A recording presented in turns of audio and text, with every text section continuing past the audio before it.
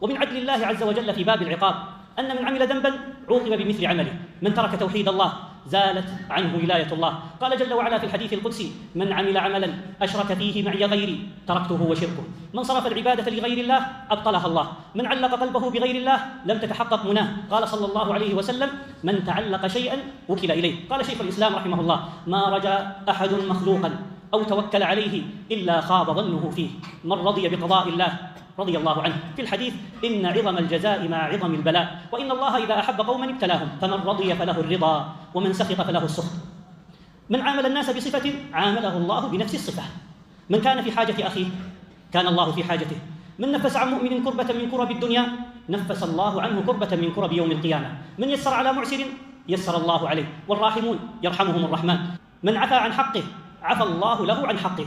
من حفظ لسانه عما لا يعنيه صانه الله عن ألسنة الناس من الوقوع فيه.